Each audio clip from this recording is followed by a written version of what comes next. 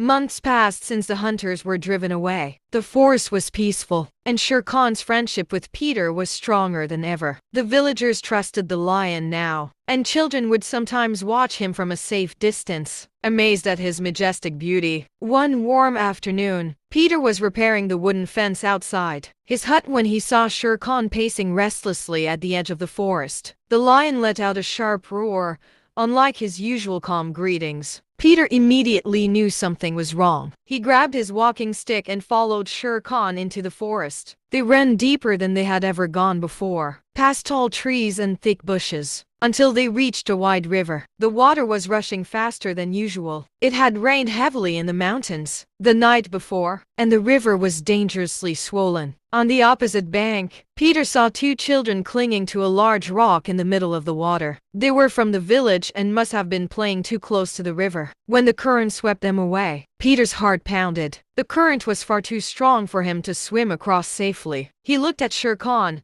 who stared back with fierce determination. Without hesitation, the lion leapt into the water. His massive paws cut through the current as he fought his way to the children. The water sprayed high as Shere Khan reached a rock. He gripped it tightly with his claws and gently nudged one child onto his back. The other clung to his mane. With a powerful push, he began swimming back toward Peter's side of the river. Peter, waist deep in water, waded forward and helped pull the children to safety. Both were shaking but unharmed. Their eyes were wide, not with fear but with awe at their rescuer. The children's parents soon arrived, crying with relief and hugging them tightly. One of the fathers looked at Shere Khan and said, "We will never forget what you've done for our families." From that day on, the villagers no longer just saw Shere Khan as Peter's friend. They saw him as the guardian of the whole village. They built a small shelter near the edge of the forest for him, where he could rest and watch over them at night. But peace doesn't last forever. A few weeks later, news came from a traveling merchant. A group of poachers from a distant city had been spotted heading toward the area. These were no ordinary hunters. They were armed,